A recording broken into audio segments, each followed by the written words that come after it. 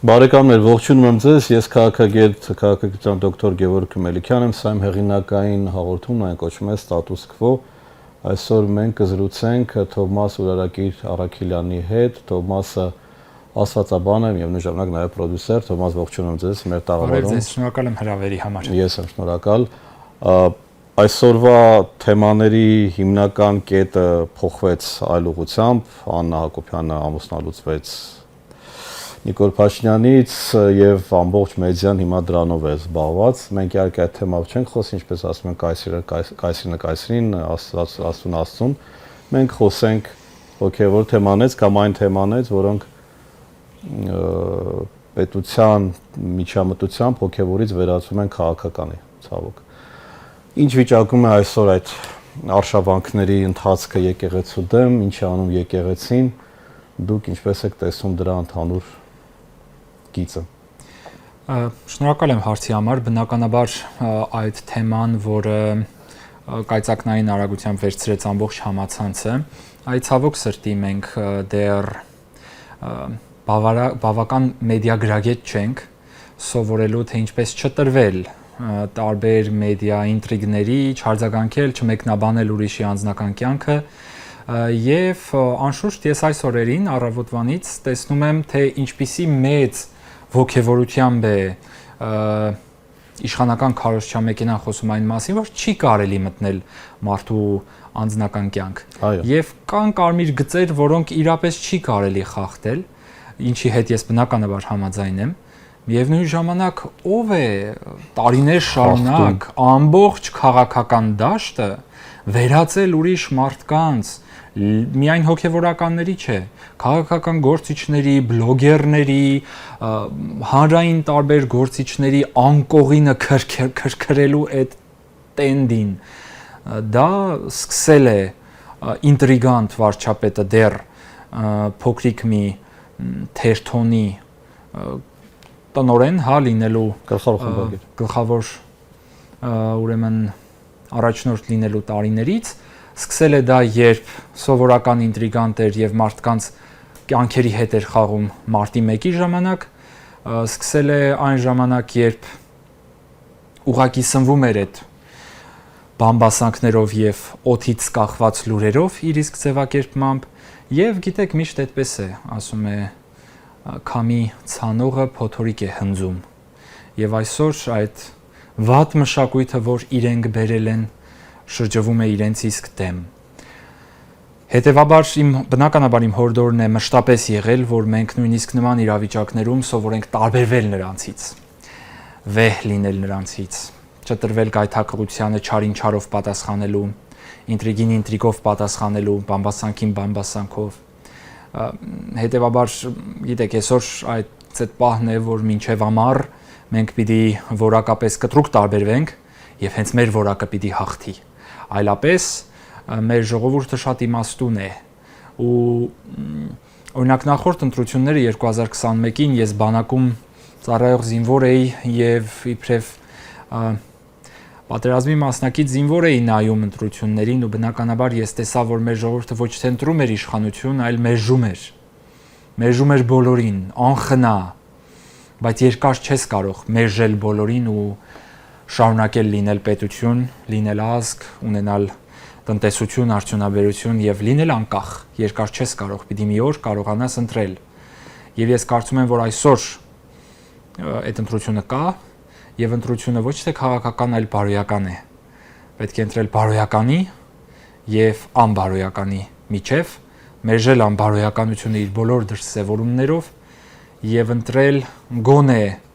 այն մարդկանց, որոնք շատ ու շատ սխալների հետ մեկտեղ, բազում մեղքերի հետ մեկտեղ գիտեն, թե ինչ է ապաշխարությունը։ Թոմաս, վերադառնանք եկեղեցի, հասկանանք եկեղեցու նախ այդ եպիսկոպոսների, արքեպիսկոպոսների հարցն է բոլորին հուզում։ Ի վերջո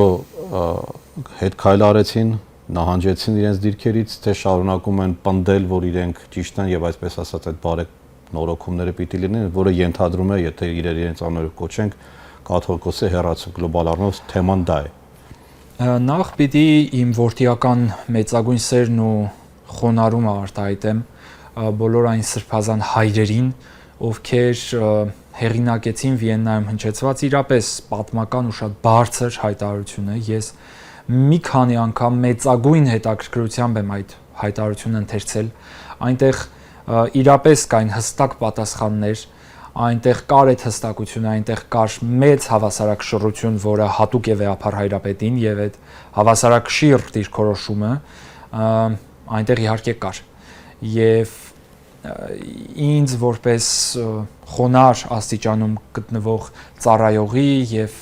քրիստոնյայի հավատավորի շատ կարեւոր է ուղենշումներ ունենալ իմ հայրերից։ Ես բնականաբար ամիսներ շարունակ այդ ուղղորդումները շատ հստակ ստացել եմ իբրև գյումրեցի իմ հոգևոր հորից Միքայել arczepiskopos Աջապահյանից, իբրև Տավուշի թեմում տարիներ շարունակ ծառայած եւ Բագրատ Սրբազանի խնամքը վայելած դարձյալ որպես որդի ես շատ ուղենիշներ, շատ ճանապարհային քարտեզներ տեսել եմ նաեւ Բագրատ arczepiskopos Գալստանյանի խոսքում եւ ուղերձներում, իդեպ վերջին ժամանակներում ովքեր չեն ընթերցել, պիտի հորդորեն, որ ընթերցեն Սրբազանի գրառումները, գրությունները, հայեցակարգային նամակները կրթության, երկրորդ նամակը գիտության մասին, վստահ եմ այս շարքը պիտի շարունակվի եւ այնտեղ մի հսկայական հայեցակարգ կա, որ առաջիկայում եթե մենք ունենանք լուրջ, անկախ, ուժեղ իշխանություններ, վստահաբար պիտի այդ ամենը օգտագործվի շահ մեր պետության։ Բնականաբար այս ուղղորդումները մշտապես եղել են մեր քաղբանտարկյալ հոգևորականներից, բայց լավ է, որ ստացանք նաև բացի Գերագույն հոգևոր խորհրդի, նաև այս եպիսկոպոսած հավաքի կարևոր ուղերձները։ Սա իհարկե բաժանեց այս շարժումը դրանից առաջ եւ դրանից հետո։ Այլևս 8 խոտորված եպիսկոպոսներին արվեց հստակ կոչ, բայց միևնույն ժամանակ ես որևէ բան չեմ հավելի։ Գիտեք,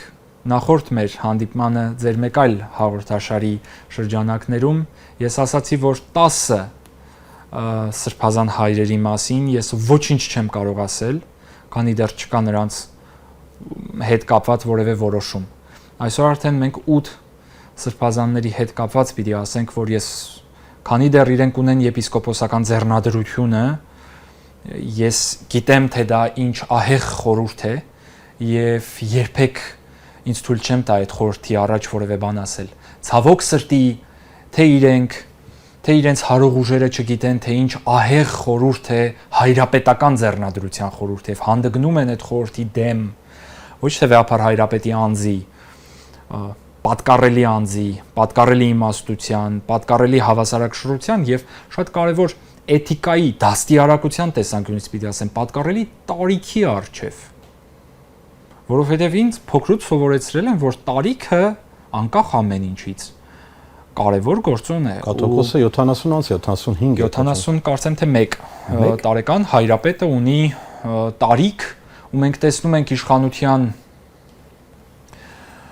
մի քանի տարի ապրած այդ կերպարներին, երիտասարդների, որոնք անդաստիարակաբար են խոսում հայրապետի մասին։ Թողնենք քաղաքական հայացքները, թողնենք կրոնական հայացքները, որ ակնհայտ աղանդավորի կեցվածք ունեն, անդաստիարակի կերպար ունեն հայոց հայրապետի պատկառելի տարիքի մարդու նկատմամբ, անդաստիարակի, նրանք ոչ ծնողի դաստիարակություն են տեսել, ինչի վկայությունը թե մի падգամավորի գորգռացող մայրներ փողոցներում, թե ազգային ժողովի նախագահի հայհոյող եւ պատժգամբից այդ հայհոյանքներ ցույց տվող մայրը, որ տեսնում ենք ինչ դաստիարակություն են ստացել։ Այդ դաստիարակությունից պիտի խոսենք եւ վարչապետի դաստիարակությունը շատ լավ տեսել ենք նաեւ իր Facebook-յան գրառումներում, որ իր դաստիարակության ճիշտ պատկերն է սփռված հայատար ոսկերանոց բանը ասում Թոմաս, ես էլ երեք դաստիարակության խնդիր կա։ Կրթության խնդիրը չի միայն, այլև կրթությանը զուգահեռ եթե չկա դաստիարակություն, մարդը կարող է կրթված լինել, բայց դա որևէ կոպեկի արժեք չէ։ Կրթությունն էլ թողնում ենք, որ կրթվածել չէ։ Այս տաղավարում ձեզնից առաջ մենք հյուրընկալել ենք Ռոբերտ Ամստերդամին, ով զբաղվում է նաև եկեղեցու հարցերով, որովհետև կա հայկական ասոցիացիաների եվրոպական ֆորումը, որը մի խումբ է ստեղծել, advocacy group է կոչվում, որը զբաղվում է հայ եկեղեցու պաշտպանության եւ քրիստոնեության պաշտպանության հարցերով։ Բայց այստեղ հարցն այն է, որ նրանք դրսում են Եվ իմ հարցը հետեւյալն էր, եւ նույն հարցը տալիս եմ ձեզ, արդյոք հնարավոր է ներսում չունենալով այդ աջակցությունը կամ ինչպես ավելացնել աջակցությունը ներսում, որpիսի, այո, դրսից հասկանալի է, բայց մենք տեսնում ենք, որ բացի ձեր նշած կերպարներից կա նաեւ որոշակի հանրային աջակցություն, որն էլ բերում է նաեւ այս պարակտման խորացման։ Ինչ է կարծում, ինչ պետք է արվի ներսում այդ հարցերը կարգավորելու համար։ Նախ դրսի ուժերի հետ կապված հակված չեմ իրենց շատ վստահելու եւ հակված չեմ նրանց դերը մեծացնելու մեր կյանքում։ Կարծում եմ, որ վերջին հաշվով Հայաստանը իր պատմության տարբեր հանգրվաններում ունեցել է փորձառությունը տեսնելու, որ դրսի ուժերը մեր գեղեցիկ աչքերի համար երբեք մեր կողքին չեն կանգնում եւ նրանք ունեն սեփական առևտուրը, սեփական խաղը, սեփական օրակարգը եւ սեփական տերերը։ Հետևաբար ինձ հետաքրքիր է իմ ժողովուրդը, իմ ազգը, հայ ազգը, իսկ հայ ազգը բոլոր սոցիալական ուրեմն վիճակագրություններով մեծագույն, այսինքն խոսվում է 80-90%-ի մասին աջակցությունն է դրսևորում հայ առաքելական եկեղեցու Մայրաթոր Սուրբ Էջմիածնի նկատմամբ ու գիտեք վերջին ամիսներին, երբ ես բարբերաբար փորձում եմ հասկանալ արդյոք այդ վիճակագրությունը նվազում է, բնավ հակառակը նվազում է գնալով ավելի ու ավելի նվազում է իշխանությունների վարկանիշը, մենք տեսնում ենք պատմականորեն ամենացածր վարկանիշը թե կառավարության գործունեության, թե ազգային ժողովի գործունեության եւ այդ առումով իհարկե հասկանում ենք նաեւ թե ինչից է գալիս այս սկանդալների, այս ինտրիգների, այս բամբասանքների տենչը, որովհետեւ այլևս վերջին կարմիր գծերն են հատվում եւ պիտի տուն գնան։ Բայց իհարկե նրանց տունը, նրանց տունը իմ զգացողությունն այն է, որ իրենց տունը հոգեվարքային է, հա, իրենց իր վարքագիծը։ Այո, իրենց տունը դժոխքն է։ Իրենց տունը դժոխքն է ու բանտը եւ կարծում եմ, որ նույնիսկ եթե իրենք կարողանան փախչել Հայաստանից, աշխարհի որևէ ծայրում, որևէ իրավիճակում իրենք բանտարկված են, որովհետեւ այնուամենայնիվ այս ամբողջ չարագործությունները մարդու հոգեբանության վրա թողնում են հետք եւ այսօրվա իրավիճակն էլ, որ մենք տեսնում ենք, այդ հետքն է արդեն սկսել իրենց իսկ հոշոտել ներսից։ Իհարկե Հայաստանի Հանրապետության արդարադատությունը առաջիկայում պիտի լինի անկախ, իրապես անկախ եւ արդարադատությունը պիտի գործի անկաշկանդ եւ գիտեք շատ դաժան է երբ արդարադատությունը սկսում է անկախ գործել եւ գործել ընդդեմ չարի։ Այդտեղ արդեն իհարկե մենք պիտի ուղղակի աղոթենք, որպեսզի Աստված մեր նկատմամբ արդար չլինի, ողորմած լինի, որովհետև մենք բոլորս էլ մեղավոր ենք, բայց մեր մեղքերը բարոյական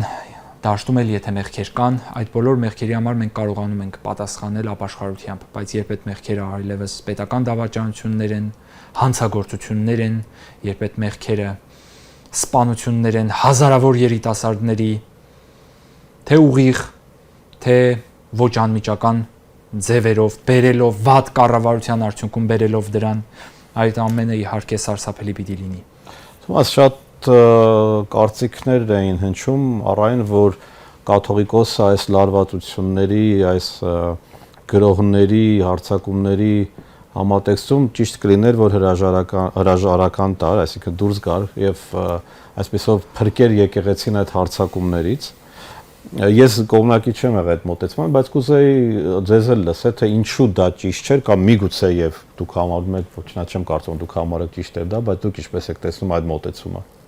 Ես կարծում եմ, որ հայոց հայրապետն իր հավասարակշռությամբ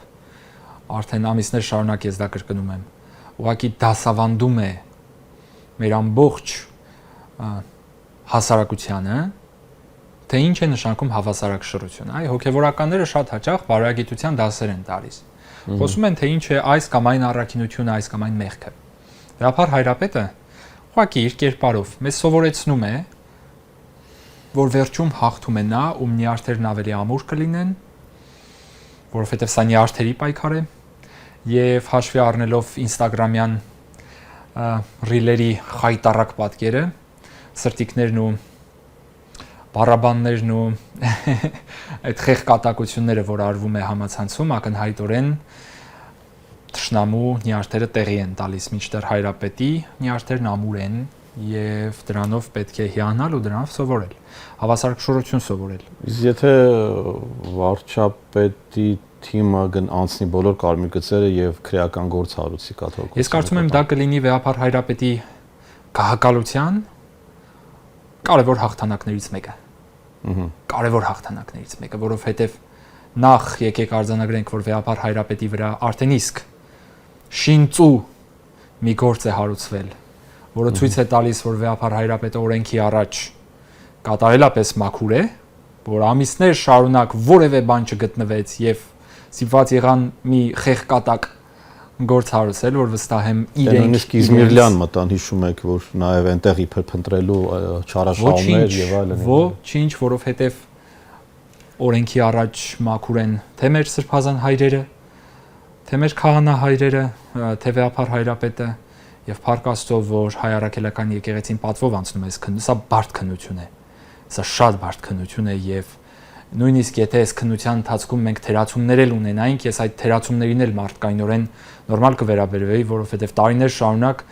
թվում է թե սխալվել չես կարող, բայց արի ուտես, որ տարիներ շարունակ ամեն ինչ արվել է օրենքի տարին համապատասխան եւ իրենք նույնիսկ շինծու գործ կարելու համար ստիպված են այսպիսի ծիծաղելի քայլերի գնալ եւ խոսել մանկապղծության մասին օտարների մոտ, գնալ օտարների մոտ, մարդ, որը հայտնի է քաղաքացիների վրա թքելով, մարդ, որը հայտնի է իր հայհոյախոս ծնողով եւ մարդ, որը հայտնի է իր անորակ տեսանյութերով, մեկ մարդ, որի բարոյական կերպարը բոլորիս աչքի առաջ է, որի քաղաքական միտքը երկնել է մարիխուանայի օրինականացում, որի քաղաքական միտքը երկնել է ընդհանրապես խոչընդոտել ընդդեմ խաղամոլների տարվող պայքարը եւ այլն երկար կարելի է ազգային ժողովի այսօրվա նախագահի որը անունն անգամ չեմ կարող տալ, այդ մարդը գնում է օտարների առաջ, ռուսների առաջ, խոսում է այն մասին, որ հայ հոգևորականները մանկապիղծ են։ Դա նշանակում է երկու բան, կամ դուք ունեք տեղեկատվություն այն մասին, որ հոգևորական կա, որը մանկապիղծ է, եւ թաքցնում եք դա մի բան կարող է նշանակել, որ դա ձեր ծառայող գուցե հոգևորականների մեջ դուք այդպիսի բան եք մտածում կամ կասկածում, ձեր մանկամիտ ուղեղով, կամ դուք ուղղակի չունեք արդարադատություն ես երկրում, որովհետև մանկապղծությունը դա այնպիսի հանցագործություն է, որ վայրկյանների հարց պիտի լինի դա կանխելը, ոչ թե օրերի, ժամերի, ոչ թե տարիների, դա պիտի վայրկյանների հարց լինի, եթե մեր երկրում այսօր կա մանկապիղծ, հաշված վայրկյաններում պիտի արձագանքի Հայաստանի Հանրապետության արդարադատությունը, մինչդեռ հարցումներին նման պատասխանատու հայտարարություններ արել են եւ բացուցես եւ զինվորականներին են դասալքության մեջ մեղադրել, որ այդպես էլ եւ դավաճանության եւ թալան եւ այլն, բայց կոնկրետ ապացույցներ կամ ենթադրենք գործակալներ լինելու եւ այլն, որևէ ապացույց գլոբալ առումով, այսպես հիմնավոր, որ մենք ասենք հա դա իսկ բացի այն կեղծ փաստաթուղթը, որ ներկայացրեցին Եզրաս arczepiskopos-ի մասով, մենք չենք տեսել, դա համար հասկանալի է ձեր միտքը։ Առաջին անգամ հոգևորականների մանկապղծության մասին հանրային խոսել է Աննա Հակոբյանը։ Եվ նույնիսկ երկար ժամանակ փին է արել այդ իր գրառումը իր Facebook-յան էջում։ Աննա Հակոբյանը իդեպ նաև հայտնի է իր սարսափելի ենթատեքստային ուղերձներով, երբ անդադար ցուցադրում էր իր ուտելիքը բլոկադայի օրերին, երբ ամենասարսափելի օրերին պարտադիր արդեն ժամացույցի ճշգրտությամբ ժպտացող նկար էր դնում իր Facebook-ում, եւ 11000 դասալիքների մասին խոսել է Տավուշում իդեպ եւ այսօր հայտարարություն է արել, որ ենթադրում է, որ շուտով իրենք ձերբակալեն, թե քրեական գործ կհարուցեն իր հետ կապված, այսպիսի ենթադրությամբ է կիսվել, ինչը նաեւ ցույց է տալիս, որ հերթական անգամ արդեն ամենամոտ աղբյուրից մենք տեսնում ենք, թե ինչքան պատվերով է գործում Հայաստանի Հանրապետության արդարադատությունը։ Եվ մենք տեսնում ենք նորություն չէ, սելեկտիվ արդարադատություն։ Առաջիկայում հավանաբար WhatsApp-ով նամակներ են լինելու նաեւ իր անձի հետ կապված եւ ինչքան դաժանորեն էր նա չարախնդում հայհոյալից գրառումներով, երբ այդ դաժան հալածանքները մեր հասցեին էին եւ հիմա ինչ լացակումած տեսանյութով է հայտնվում ինքը մեր էկրաններին, գիտեք, սա վերաբերում է բոլորին։ Բոլորը ունենալու են դրա համար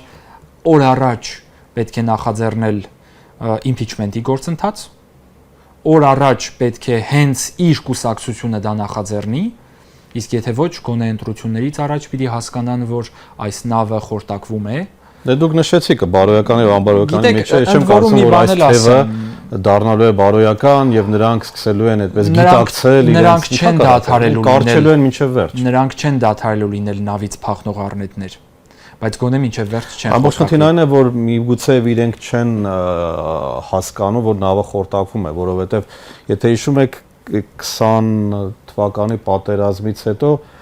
կար նորից նախաձեռնություն, որ կառավարությունը պետք է հրաժարական տա, հենց նույն այն ժամանակ իմ քայլն էր, բայց հետո իրենց բացատրեցին, որ որևէ նման բան չի լինելու, որևէ նման խնդիր պետք չի դնել, ընդհակառակը պետք է այդ նավը, ինչպես դուք եք ասում,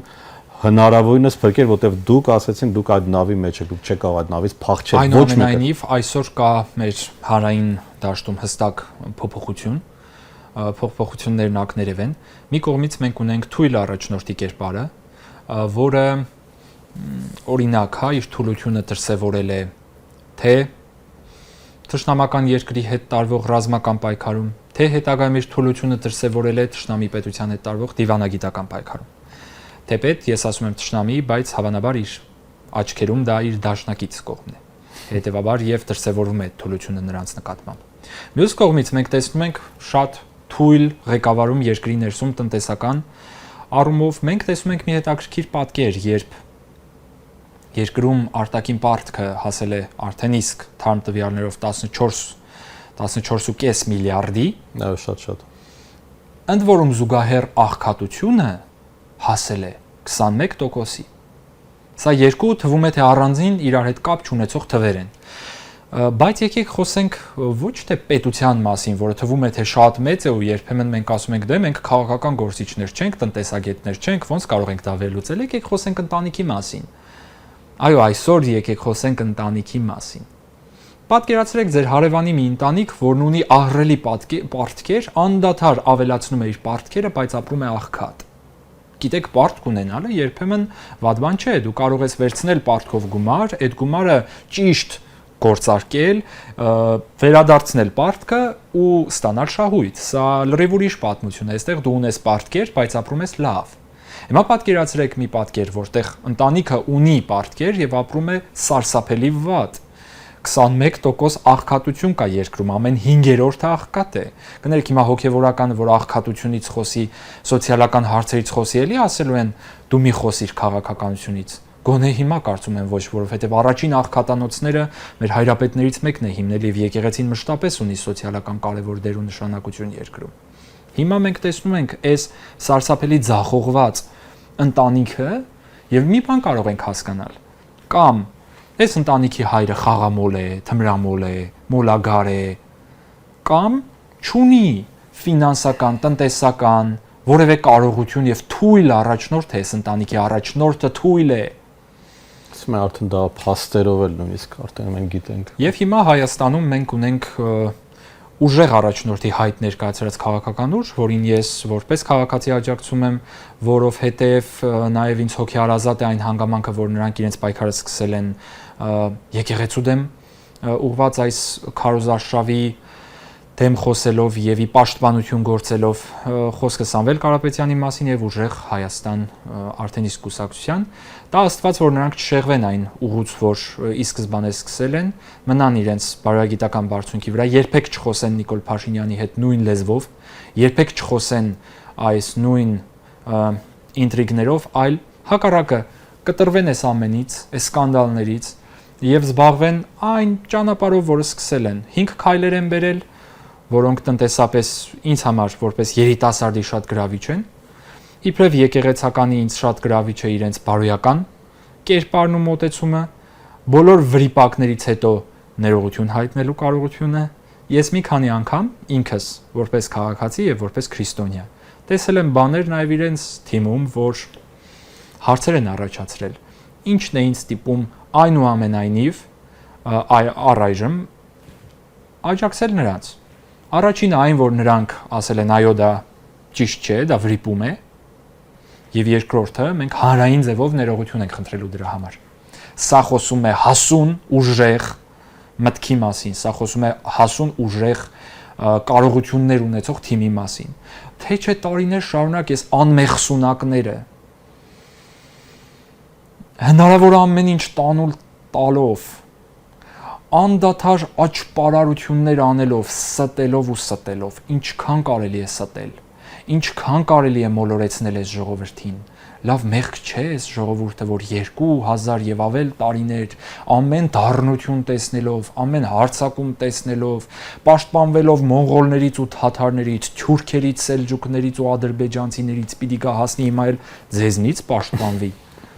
Լավ յաթաղանից բրցանք, հիմա պիտի ձեր արդարադատությունից մեծագույն ճակերտներով պաշտպանվենք,